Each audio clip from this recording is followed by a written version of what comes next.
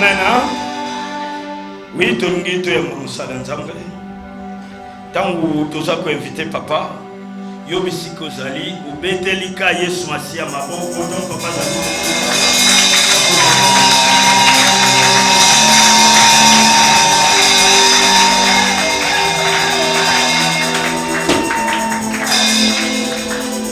Zamba pambola biso makasi. Pambola na oya za pembeni na yo. Pambola ye. Loba na ye shalom. Loba ete que Zamba console ye. Est-ce qu'il y a la joie ce matin? S'il y a la joie, acclamez encore très fort pour le roi des rois. Acclamez très fort pour le roi des rois, le Dieu de grâce.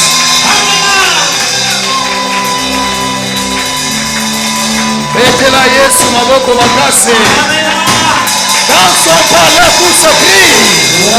Dans la maison de l'Éternel tout se crie. Dans la maison du roi tout se crie. Gloire, gloire. Poussez les cris de joie.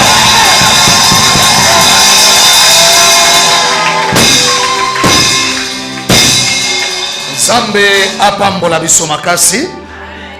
Kimia na Nzambe ezala likolo na biso. Biso pe topesi bino mbote na kombo na Yesu. Tolobi shalom libota na Nzambe. Nous disons shalom peuple de Dieu. Tozana kondimete ke na tongwa lelo Nzamba ko console biso. Tozana kondimete ke na tongwa lelo Nzamba ko kausama ya miso na yo. Na sondimete ke na tongwa lelo Nzamba ko pambola moko moko. Je vois ce matin que Nzamba koeba ko visiter moko na moko. Tokangi miso tosobondela lisusu.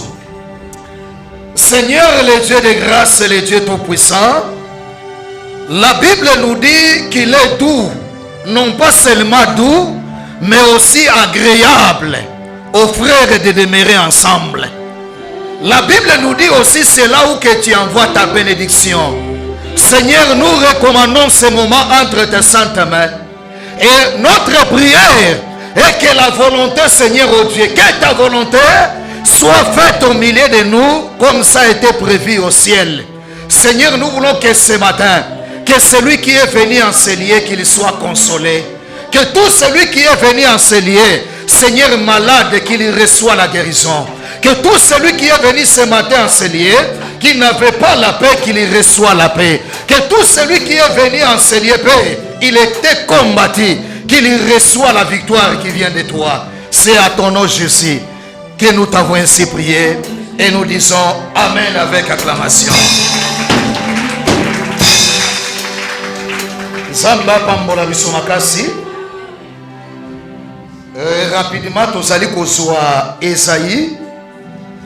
Esaïe chapitre 26, le verset 13. Et puis Romains chapitre 14, le verset 11. Je répète. Esaïe chapitre 26, le verset 13. Et puis nous lisons encore Romains chapitre 14, le verset 11. Oui, nous allons nous tenir debout pour honorer la parole de l'Éternel. Esaïe chapitre 26, le verset 13, nous disons au nom de Jésus. L'Éternel, notre Dieu, d'autres maîtres que toi ont dominé sur nous. Mais c'est grâce à toi seul que nous invoquons ton nom.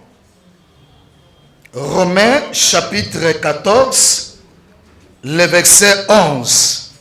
Romains chapitre 14, le verset 11, nous disons au nom de Jésus. Amen.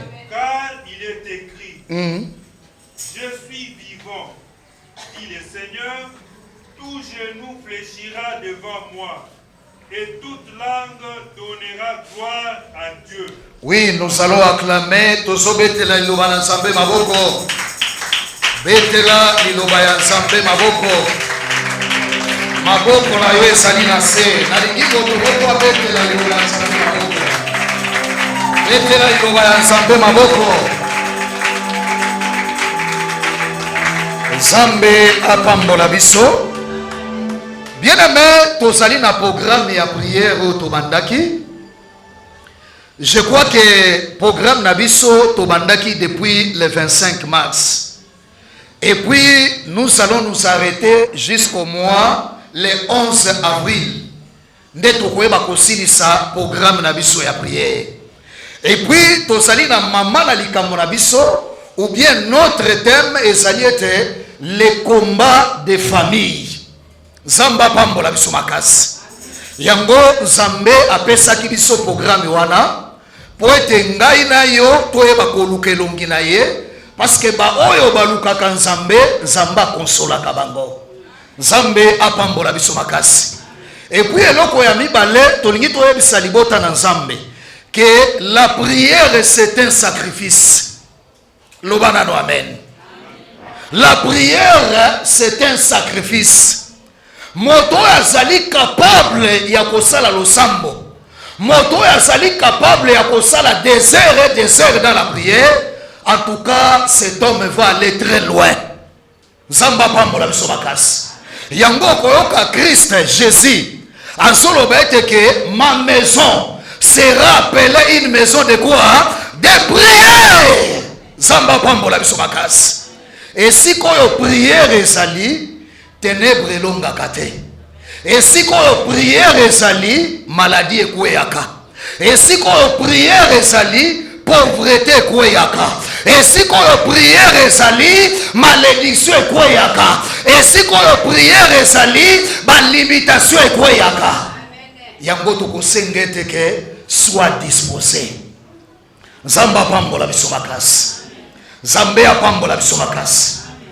Mais to zomona pe eloko moko lelo dimanche bauti kotangela biso na Esaïe chapitre 26 le verset 13 bazotalisa biso prophète moko se Esaïe azoyebisa Nzambe na losambo na ye na maloba na ye azoyebisa Nzambe alobi pe Éternel notre Dieu d'autres maîtres que toi ont dominé sur nous. C'est-à-dire, Esaïe azoyebisa Nzambe. Et eza na ba konzi mosusu. Eza na ba maître mosusu. Oyo baza mosika na yo, baza lolenge na yo te, bazali ko dominer likolo na biso. Zamba pambola biso makasi. C'est-à-dire, Esaïe a monaki domination moko, a monaki puissance moko, o ezali ko dominer bomo ina bango libanda ya Nzambe. Zamba pambola biso makasi. Siko nazo sepela na prophète Esaïe. Esaïe a solo bete malgré bango bazo dominer likolo na biso, mais biso bana na yo tokobele la bobele kombo na yo. Zamba pambola biso makasi. Zambe apambola biso makasi. Tika na biso na tongwa lelo. Ba verset ezebele. Jésus pe azalaka maître. Mo pepe ya pauvreté pe aza maître. Mo pepe ya blocage aza maître. Mais Bible zo yebisa ngai ezaka kana maître moko o esengeli a dominer na vie na biso et c'est le Seigneur Jésus-Christ de Nazareth. Yango bazolo bete tout genou fléchira. Ezala na likolo, ezala na se amabele. Maître mosusu akoki ko dominer te bobele Yesu Masia. Yango nazo déclarer na tongwa lelo tikete Yesu a dominer na vie na yo. Yesu a dominer na santé na yo. Yesu a dominer na bomo na yo. Yesu a dominer na foyer na yo. Yesu a dominer na misala na yo. Yesu a dominer na ba projet na yo. Afin que tu puisses aller de gloire en gloire et de victoire en victoire. Nzambe apambola biso. Nzambe apambola biso. Ba maître baza ebele. Yango nenge tozali tokoki kondima te ke liwa edomine likolo na biso. Parce que ça la moto moko alonga liwa. Kombo na Yesu Masia. Zamba pambola biso. Il y a quelqu'un qui a vaincu la mort. Et cet homme a dit que tout est accompli. Yangoti kete na tongwa lelo que Yesu a dominé likolo na yo mi pepe nyonso ya liwa mi pepe nyonso ya déception mi pepe nyonso ya échec et bakokweya que Jésus le seul maître a continué pour dominer likolo na yo. Zamba pambola biso makasi wana ezali test de base na biso mais nalingi na rappeler libota na Nzambe. Parce que tant que tozolo ba les combats de famille, famille awa tozozwa, tozomona appelle papa, tozomona maman, tozomona appelle bana. Et il y a aussi ce que nous appelons la famille élargie. Il y a la famille restreinte, il y a aussi la famille élargie. Zamba pambola biso makasi. Mais tikana ebisayo, omoni ba verset à Bible. Ba verset à Bible il faut koyeba ko classer yango. Soki o classer yango mabe ekotambola kitoko te. Et ça la verset moko balobaka eteke il n'y a plus de condamnation. Hein? Il n'y a plus de condamnation pour tous ceux qui sont comment en Christ. Zamba pambola biso makasi. Na liloba na biso to na évangile to sali koloba eteke ezali liloba ya Nzambe esa lokuta te. Mais tikana ebisayo Romains chapitre 8 le verset 1 place au basolo bete il n'y a plus de condamnation pour ceux qui sont en Christ. Et zali na réalité oyo boyete ndenge tozo sala prière il y a les combats des familles. Tikana ebisayo Romains chapitre 8 le verset 1 ezozwa place nango wapi ezozwa pe kiti nango wapi tozomona moto moko kombo na ye Adam boyebi boyebi tango Nzambe akelaki mokili azwaka moto moko kombo na ye nani Adam pepa nano esiko sali pepa nano azwaka moto moko mwana moko ya mobali kombo na ye Adam atiaka ye na elanga atie na elanga ye bisi alobi papa omoni na elanga osali yo kitivana pe garde yango. Zamba pambola biso makasi. Azo cultiver pe azo batela. Zamba pambola biso makasi. Dika na ebisayo. Mosali ya Nzambe nyonso, pasteur ya solo. Mosali ya Nzambe abatela ka semence ya Nzambe na kati ya lingomba. Et au-delà ko batela semence, il faut abattre la lingomba pour être batté ya mabeba ko tate. Est-ce que moto moko azo kangai?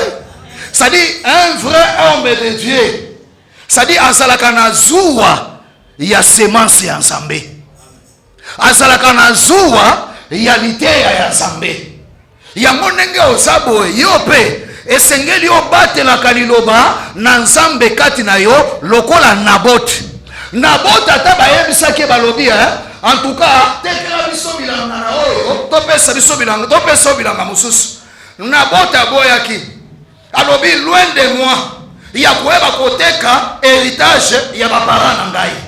C'est-à-dire Nabot ayebaki ko protéger o ezali Yesu na bomoi na ye kobatela Jésus na vie na ye. Yango nazo déclarer na tongo lelo soki Yesu na vie na yo liloba na ye ozali kobatela yango ozali ko protéger yango Nzambe akotika yo te. Dieu combattra pour toi et c'est Dieu là te donnera la victoire. Que ça soit dans tous les temps, l'Éternel il sera puissant dans ta vie.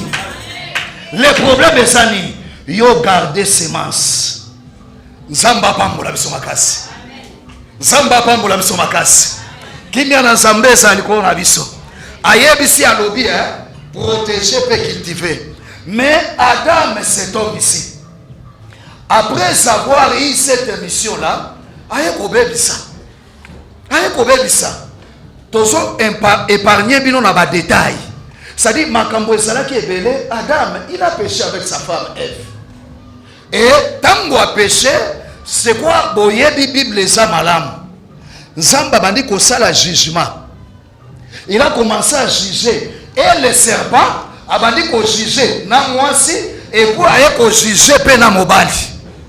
Nzamba pambola biso makasi. Rapidement papa tu peux nous lire Genèse. Yawa tozo ça la démarche. Démarche pour être Romains 8, 1 wana. Comme ça, oye baka place à Kochiango et ça verset à Kochia place ni. Romains et Genèse. Genèse chapitre 3, le verset 19. Baso tangela biso, totala makambo yo, nzambe ayebisaki mobali, mwasi te, nyoka te, mais jugement oyo, nzambe asalaki likolo na mobali. Tinuli papa. C'est à la sueur de ton visage que tu mangeras du pain. Commencez au verset 16 pour bien comprendre. Le verset 16. Et puis descendons. Il dit à la femme, j'augmenterai la souffrance de tes grossesses. Bon, on saute 17. On comprend que c'est là qui jugement ensemble. Le verset 17. Il dit à l'homme, quoi? puisque tu as écouté la voix de ta femme, et que tu as mangé de l'arbre au sujet duquel je t'avais donné cet ordre. Rapidement. Tu n'en mangeras point, le sol sera maudit à cause de toi. C'est à force de peine que tu en tireras ta nourriture tous les jours de ta vie. Continuez. Il te produira des épines. Il te produira quoi? Non, il te produira quoi? Non, répétons ensemble. Il te produira quoi? Il te produira quoi? Soulignez ma épine. Continuez. Et des ronces, et tu mangeras de l'herbe de champ. C'est à la sueur de ton visage que tu mangeras du pain. Papa, on s'arrête là-bas. Zamba pambola bisomakas. Omoni jugement oyo. Jugement oyo zamba sali likona mobali. Sadi ngai na yo. To salaki bato ba salaki condamné parce que nanzela ya Adam, humanité mobimba bato nyonso bazalaki bato ya masumu liboso na Nzambe. Est-ce que mon tomoko aso comprendre ngai? C'est-à-dire à cause d'Adam, à cause de ton péché, toute l'humanité mobimba ezalaki condamné. Natango nguya wana ekoya ekola tabino. Bokozala ba témoin na ngai na Jérusalem, na Judée, na Samarie, na Galilée. Bokozala ba témoin na ngai. Siko nguya ekoya place oyo mipepe ya mabe ezate. Amen, amen. Nguya ekoya place oyo mipepe ya mabe ezate.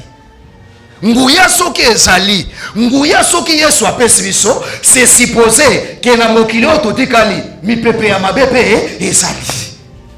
Malgré tout ça ya kobika, tosi toyambi Yesu, lokola mokonzi pe mobikisi. Nous avons les salis, nous sommes sauvés, mais il y a aussi des combats par-ci par-là.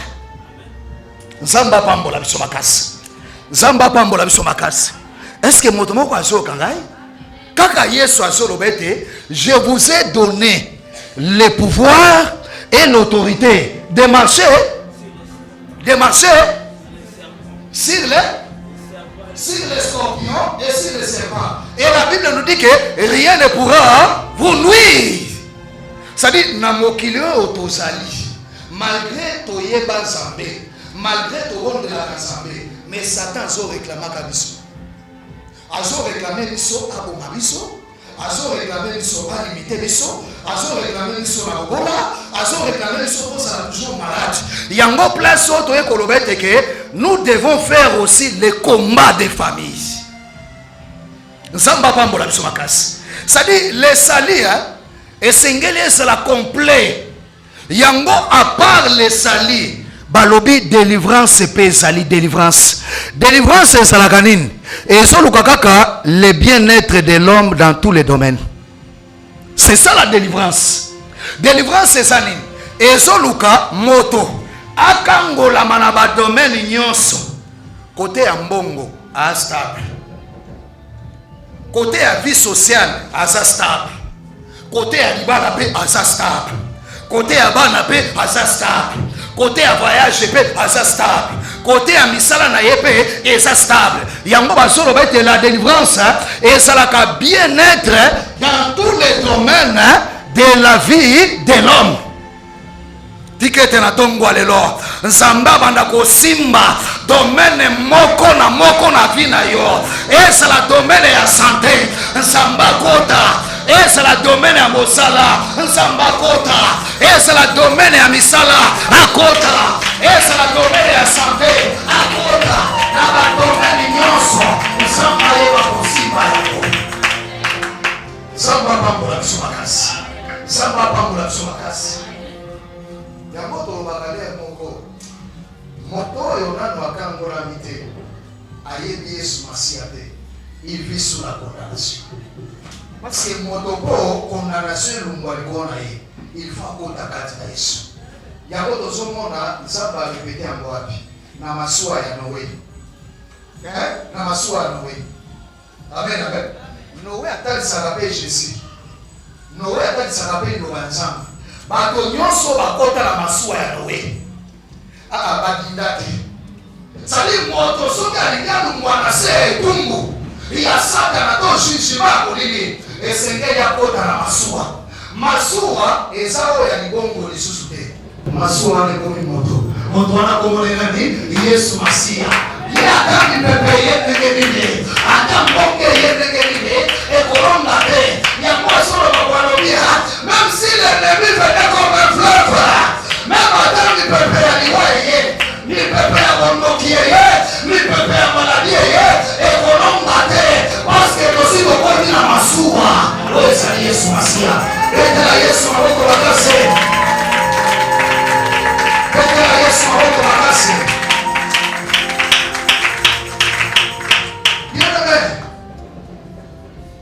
tolingaki na motoloba makambo oyo eza makambo mibale condamnation na réclamation Yesu alongoli biso na condamnation tolongwe na bombo ya Satana tokomi bana ya Nzambe mais kaka tokomi bana ya Nzambe mais réclamation ezali yango komona lere moko osepeli lere moko oleli lere moko makambo esali teke liboso ezongisi nsima une semaine oyo santé eza malamu une semaine oyo na santé komi mobulu ezoreklame ya kolobe teke ifo atela kaka ezoreklame ya kolobe teke ifo azala mokola me moto moko akambola biso tozokende kosisa na moto moko kotokota na priere Genèse chapitre 38 tozomona na kati ya mwasi oyo tokodécouvrir loi moko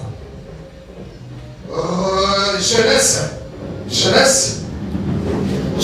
chapitre 38 Genèse chapitre 38 le verset 1 à 11 batangeli biso. À ce temps-là, Judas s'éloigna de ses frères et se retira vers un homme d'Adoulam, nommé Ira. Là, Judas vit la fille d'un Cananéen nommé Joua. Prit pour femme et alla vers elle. Elle devint enceinte et enfanta un fils qu'elle appela Er. Elle devint encore enceinte et enfanta un fils qu'elle appela Onan. Elle enfanta de nouveau un fils qu'elle appela Shelah. Judas était à Chib quand elle l'enfanta. Judas prit pour Er, son premier-né, une femme nommée Tamar. Et premier-né de Judas était méchant aux yeux de l'Éternel. Et l'Éternel les fit mourir. Alors Judas dit à Onan, va vers la femme de ton frère, prends-la comme beau-frère et suscite une postérité à ton frère. Onan, sachant que cette postérité ne serait pas à lui, s'essuyait à terre lorsqu'il allait vers la femme de son frère, afin de ne pas donner de postérité à son frère. Ce qu'il faisait de plus à l'Éternel, qui le fit aussi mourir. Alors Judas dit à Tamar, sa belle-fille, demeure veuve dans la maison de ton père, jusqu'à ce que Shelah, mon fils, soit grand. Il parlait ainsi dans la crainte que Shelah ne mourût comme ses frères Tamar, s'en alla et elle habita dans la maison de son père. Les jours s'écoulèrent et la fille de Choua, femme de Juda, mourut. Lorsque Juda fut consolé, il monta à Tima. Vers ceux qui tenaient ses brebis, lui et son ami Hira, l'adulamite. On en informa Tamar et on lui dit, voici ton beau-père qui monte à Timna pour tondre ses brebis. Alors elle ôta ses habits de veuve, elle se couvrit d'un voile et s'enveloppa et elle s'assit à l'entrée de Naïm sur le chemin de Timna, car elle voyait que Sheila était devenu grand. On s'arrête là-bas. Est-ce que nous pouvons acclamer? Zambé papa mwana tozokende kosilisa na kade oyo. Bible ezoloba ete ezalaki na moto moko kombo na ye Juda, epo ezalaki na mwasi moko kombo na ye Tamar. Bible ezoloba ete Juda ayebaki kobota bana. Samba pambola biso makasi. Je suis dans Genèse 38, verset 1. Tamar donne une descendance à Juda à la même époque. Juda se sépara de ses frères et alla vivre chez un habitant d'Adulam nommé Hira. Il vit la connaissance de la fille de Cananéen nommée Choua. Il épousa et s'y dit à elle. Elle devint enceinte et lui donna un fils. Il l'appela Er. Zamba pakola biso makasi. Kozomona na Bible mwasi moko. Mais nalingaki pensa kokota na détail ya famille ya mwasi oyo te. Zamba pakola biso makasi. Parce que mwasi oyo Tamar, c'est vrai, c'est nécessairement vrai qu'il avait un père et une mère. Zamba pakola biso makasi. Et bakoti wana apesaki mwana oyo kombo na ye ya Tamar. Peut-être na mikolo ya Nzambe tokoyeba kodécouvrir koyeba Tamar elingi kolakisa nini. Parce que epai ya bayuda bapesaka kombo pamba te. Parce que na kati ya kombo vie ezali. Na kati ya kombo continuité ezali. Loba amen malamu. Zamba pambola biso makasi. Nzambe apambola biso makasi. Alors Bible ezoloba ete Tamar oyo eyali kosala teke place oyo azalaki akutanaki na bana ya Juda. Il y avait Er, il y avait aussi Onan, il y avait aussi Sheila. Zamba pambola biso makasi. Alors Bible ezoloba ete Juda alingaki teke mwana na ye ya liboso. Son fils aîné abana nani Tamar. Lananga bien. Oyebi soki na so simba Tamar. Longola kombo ya Tamar, tia kombo na place wana. Est-ce qu'on peut marcher comme ça? Amen. J'ai dit enlève le nom de Tamar, mettez votre nom là-bas. Zamba pakola biso makasi. Alobi tembo Juda asete mwana na ye epai ya Tamar. Bavandi. Bible ezoloba eteke mobali ayekosani ayekokufa. Sadi akufi. Nzamba pambola biso makasi. Pepa nano va tosambela. J'aime Jésus. J'aime Jésus. Nazondi beteke Nzambe akokonsole bato ane oyo. Nzambe akokonsole vie ya bato. Amen. Nzamba pambola biso makasi.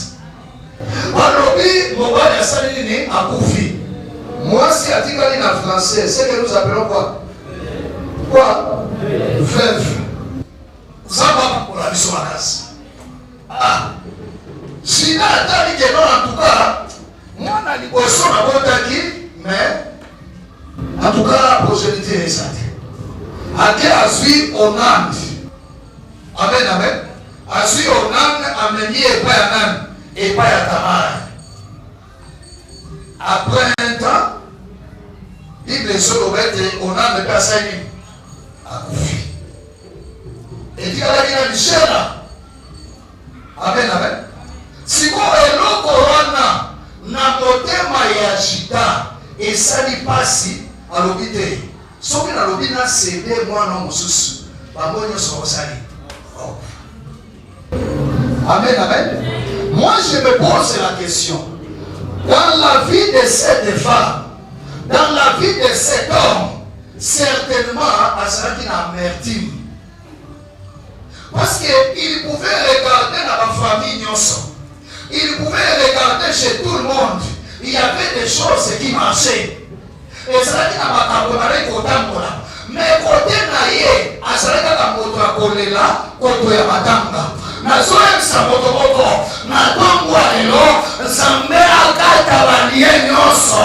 Oye sali ya matei, oye balie nyoso ya matanga, oye sali balie nyoso ya kolela, balie nyoso ya la déception. Zamba akata yango, encore sur le côté malayo. Amen, amen. Et vous serez d'accord avec moi que ma famille a moi sur et ça qui n'a loi mon quoi y veuvage. Amen, amen. Parce que même dans le quartier, bah toi ouais pour le mettre qui en tout cas attention hein, ce qu'on fait pour na au kufa. Amen, amen. Maintenant tout la loi y a veuvage. Maintenant il y a une loi aussi. Il y a aussi des lois de la mort. Il y a aussi des lois des maladies. Il y a aussi des lois de l'imitation. Il y a aussi des lois de la pauvreté. C'est comme un frère. Azo Samba papa. Ma famille a mis ça. Mon toit au coup faut le $100. Va chez bien à mort. Hein? Alors la famille a mis ça. Hein? Mon toit au coup il va remettre. Nous sommes récupérés. Nous avons mis 200. Et pas la mise nous avons fait $10. Parce que les soignants sont pas au Somamulinga à Zate.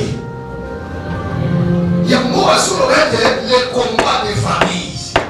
Peut-être que côté Nabino, et vous pouvez sur le plan, il y a bénédiction aux libre, mais ça n'a pas compartiment, et ça n'a pas partement nous sous, ça n'a nous bloqué. Ah, Zamba pas pour la soirée. Zamba pas pour la soirée. Zamba pas pour la soirée. Et puis, nous avons que le compte dans la famille Moussous. Car la Bible, famille, on a tous les 3 générations. Vous avez dit, ancêtre de la Bambozaki Abraham. Ancêtre de la Bambozaki Abraham. On a mis Abraham, Isaac. La vie d'Abraham, c'était la même vie que Isaac a menée. Non pas seulement ce que Isaac a mené, Jacob aussi. Il a mené aussi cette vie-là. Il y a mon raison, c'est le pasteur Jacques. Hein? Pasteur Jacques a son rêve, c'est lui qui est dans la joie, qu'il passe quoi? Mais celui qui est dans la souffrance, hein, qu'il brille. Zamba pas pour la souffrance. Zamba pas pour la souffrance. Il y a mon raison, c'est le Yesu. Yesu a son rêve que ma bolongo nyoso. Ma bolongo nyoso. Ah, parce qu'on va toucher nous. Je vois toutes sortes d'esprits méchants. Vous voyez, quand on va se regarder toucher nous fléchir là, balobi na Nicolo, babadino na Nicolo. Parce que na Nicolo, eza na ba esprit céleste. Ba démon, o ba tungisa na bato. Yesu alobi dans les lieux célestes. Touche nous à fléchir là. Et c'est la démon ya kouta wapi. Et c'est la démon ya domination à Ningeni. Et c'est la principauté à Ningeni. Parce qu'on va être que Nicolo na yo Jacob. Et qu'on a mouillé mon côté.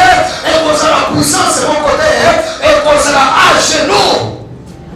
Babadina Nicolo. Baye si on a mabélé. Sur la terre. Oyebi pe na mabélé oyo. Et ça n'a pas de mosusu oyo. Bakoma lokola ba maître ya famille. Yenda sa champion à Makamunios. Amen, amen. Est-ce que le phénomène Kodia vous dit quelque chose? Non, le Baba Kodia. Kodia est dans la tribu Nyonso. Il s'arrive. Il y a un Congolais qui est na top 10, na top 10. Et puis premier. Mais ceux qui ne pas Bayaz, ne pas Sakaka, ne pas Tetela, ne pas Mongo, il s'arrive. Ça va pas pour la mission. Il y a encore au nom de Jésus, tout genou, hein, fléchira. Ça dit, Batorana, Badomina, ça dit, Motomosu soit encore soit dégaillé. Motomosu soit encore sa resengotel ou égaillé. Et puis accueilli à l'objet, même sous la terre. Sous la terre, il dit, comment l'esprit de mort et yak, on doit couvrir na ekala. Hein? Mais à ça, la patrouille, la famille, patrouille. Hein? Nous avons vu tous chez nos fléchis. Est-ce que notre royaume est-ce que notre royaume ça dit, nous sommes à la mais si les salis, malgré tout cas, mais nous avons un combat mené, un combat spirituel pour être zambé à Kamborabiso. Et notre délivrance est totale. Et vous allez enlever. Jésus dans moi avec Lazare, dans le cimetière. Alors Lazare sort. Lazare a béni. Natango Lazare a béni. Alors baka makamumi balé. Alors il sali. Délié frigile. Non. Là ça so tangi délié laissez-les aller. Laissez-les aller. Qu'est-ce que vous venez ici? Délié aller. Laissez aller mukolo yesu akozwa biso loki. Sali tokoki kozonga na kolote. Toko zonga makolote soki nanu toza délié te. Yango yesu abengi Lazare. Kobengo ya bengi di kolobete ayambi yesu lokola bokonsipi mobikisi. Délié le yango bosala. Ba prière, ba programme à prière, ba jeûne, ba losambo. Bosaka na délié le. Tomati ngomba, tokiti, tomati ngomba, c'est ça délié le. Laissez-les aller, hein. Natango trompette et sobeta. Bakufi kati na yesu, asewi, na miso la mabolo ye, tomati, potema kolo. Alléluia, amen. Alléluia, amen. Alléluia, amen. Amen. Alléluia. Alléluia, amen. Alléluia, amen. Alléluia, amen. Chantons, amen.